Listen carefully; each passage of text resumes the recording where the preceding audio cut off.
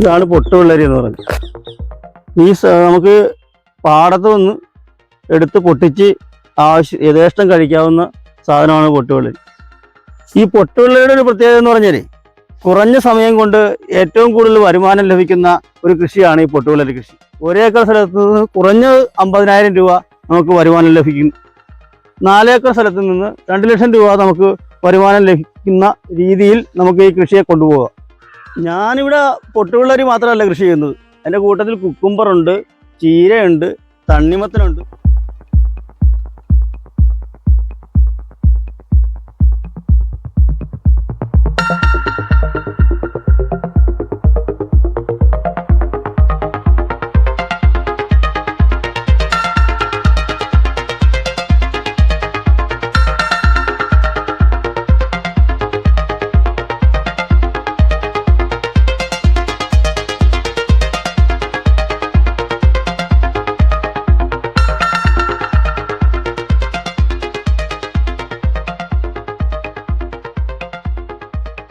ഇതെന്താ സാധനം എന്നറിയാമോ? പൊട്ടുവെള്ളരിയ. ചൂടത്ത് ബെസ്റ്റ് സാധനമാണ്. ഇത് നമുക്ക് മുറിച്ച് ഉപയോഗിക്കാം, അതുപോലെ തന്നെ ജ്യൂസ് അടിച്ച് ഉപയോഗിക്കാം. നല്ല ഉള്ളിലേക്ക് ഇറങ്ങുമ്പോൾ നല്ല തണുപ്പാണ്. ഈ ചൂടത്ത് നല്ല ചിലവുള്ള സാധനമാണ് പൊട്ടുവെള്ളരി എന്ന് പറയുന്നത്. നമസ്കാരം, ഞാൻ വിനോദ്. ഞാൻ ആലപ്പുഴ ജില്ലയിലെ ചേർത്തല സൗത്ത് പഞ്ചായത്തിലെ ഒരു 11ാം വാർഡിലെ ഒരു കർഷകനാണ്. ഞാൻ ഒരു സമ്മിശ്ര കർഷകനാണ്.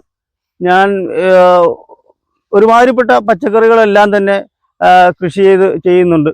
ഇവിടെ വേനൽക്കാലത്ത് പൊട്ടുവെള്ളരി പ്രധാന ഒരു കൃഷിയാണ്. അതുപോലെ തന്നെ തണ്ണിമത്തനുണ്ട്, കുക്കുംബറുണ്ട്, പടവളം, പാവല് അടക്കമുള്ള എല്ലാ കൃഷിയും ഞാൻ ചെയ്യുന്നുണ്ട്. വെണ്ട, 1 ഏക്കർ സ്ഥലത്ത് വെണ്ടയും ഞാൻ ചെയ്തിട്ടുണ്ട്. പിന്നീട് പിന്നെ മറ്റു കൃഷി എന്ന് പറഞ്ഞാൽ എനിക്ക് 2 പശുവുണ്ട്. കാസർഗോഡ് കുള്ളൻ പശുവാണ്. അതോടൊപ്പം തന്നെ മത്സ്യകൃഷിയുണ്ട്. അപ്പോൾ ഞാൻ ഏകദേശം ഇത് കഴിഞ്ഞിട്ട് ഇപ്പോൾ പിന്നെ കാലവർഷം വരുമ്പോൾ നെൽകൃഷി ചെയ്യാറുണ്ട്. ഞാനൊരു പാരമ്പര്യ കർഷകന്റെ മകനാണ്. എൻ്റെ അച്ഛൻ ഒരു പരമ്പരാഗത കൃഷിക്കാരനാണ്. ഒരു കൃഷിക്കാരൻ്റെ മകനായത് കൊണ്ട് തന്നെ കൃഷി രീതി പ്രത്യേകിച്ച് എന്നെ പറഞ്ഞു പഠിപ്പിക്കേണ്ട കാര്യമില്ല.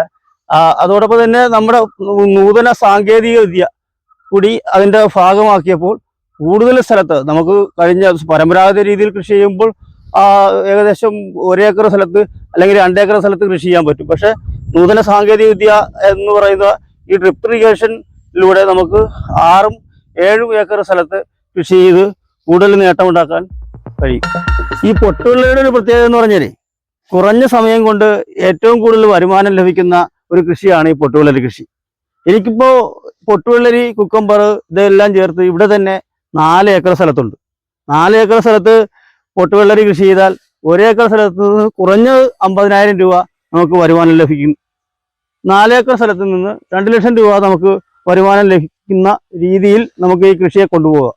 നമ്മുടെ നാട്ടിൻപുറത്ത് തരിച്ചു കിടക്കുന്ന നിലങ്ങളിലൊക്കെ ഇത്തരത്തിൽ കൃഷി ചെയ്താൽ 1.5 മാസം കൊണ്ട് നമുക്ക് ഇതിൻ്റെ കായ്ഫലം എടുക്കാൻ കഴിയും. പിന്നീടുള്ള 1.5 മാസം വിളവെടുത്ത് നമുക്ക് 1 വർഷം മുഴുവൻ ജീവിക്കാവുന്ന പണം നമുക്ക് ഇതിൽ നിന്ന് സമ്പാദിക്കാൻ കഴിയും.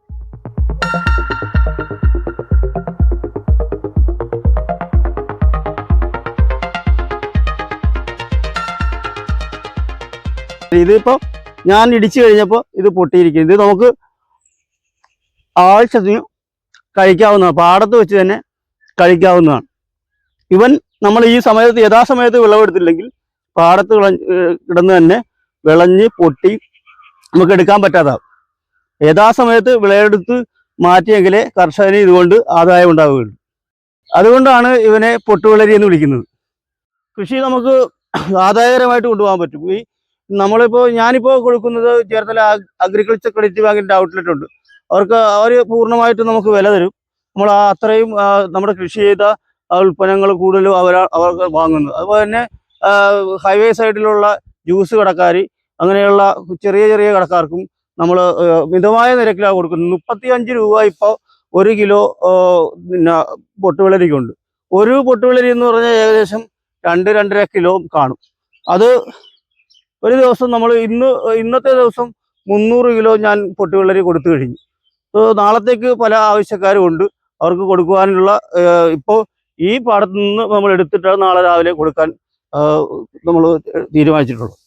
ചീര നമ്മൾ പാകമായത് ഇപ്പോൾ വിളവെടുത്ത് കഴിഞ്ഞു. ഇപ്പോൾ പൊട്ടുവെള്ളരും കുക്കുംബറും നമ്മൾ കൊടുത്തുകൊണ്ടിരിക്കുകയാണ്. ഇനി ഈ മാസം അവസാനമാകുമ്പോൾ തണ്ണിമത്തൻ വിളവെടുക്കാറാവും. ഈ സമ്മിശ്ര കൃഷി ചെയ്യുന്നതോടുകൂടി നമുക്ക് നമുക്ക് കിട്ടുന്ന ആദായം അത് നീണ്ടു നിന്ന് ലഭിക്കുന്നതാണ്. ഇതിൻ്റെ വിത്ത് നമ്മൾ കഞ്ഞിക്കുഴിയിലെ ഒരു കർഷകൻ്റെ അടുത്ത് നിന്ന് വാങ്ങിച്ചതാണ്. നമ്മൾ തണ്ണിമത്തൻ്റെ അതുപോലെ കുക്കമ്പറിൻ്റെയൊക്കെ വിത്ത് പൊള്ളാച്ചിയിൽ നിന്ന് ഹൈബ്രിഡ് വിത്ത് നമ്മൾ വാങ്ങിച്ചാണ് കൃഷി ചെയ്യുന്നത്. കൃഷി ചെയ്യുമ്പോൾ നമ്മൾ ആദ്യം നെൽകൃഷിക്ക് ശേഷം പാടം ഒരുക്കണം. ട്രാക്ടർ അടിച്ച് ഒരുക്കിയതിന് ശേഷം പച്ചക്കപ്പമായ പൊടി പാടത്ത് വിതറിയതിന് ശേഷമാണ് വരമ്പെടുത്ത് വരമ്പിൽ കോഴിവളവും ചാണകപ്പൊടിയും മിക്സ് ചെയ്ത് ചേർത്ത്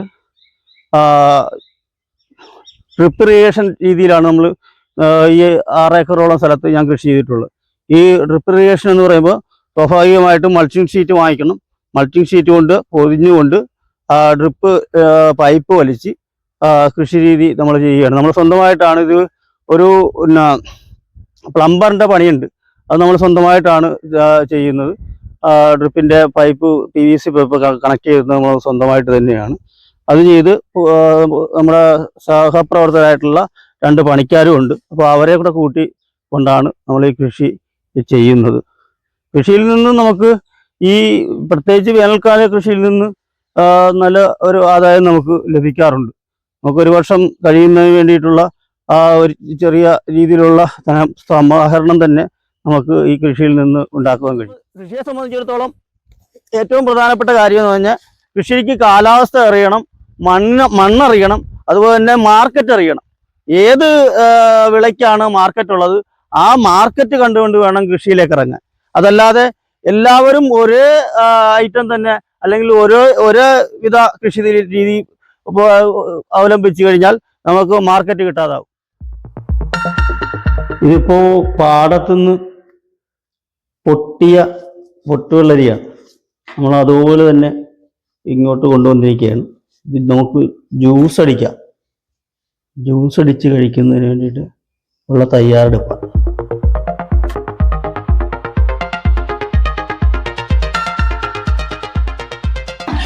നമ്മൾ പീസാക്കിയിട്ട് ഓരോ പീസാക്കി കുടൽ മാറ്റിയിട്ട് ഇതിലിട്ട് കൊടുത്താൽ മതി.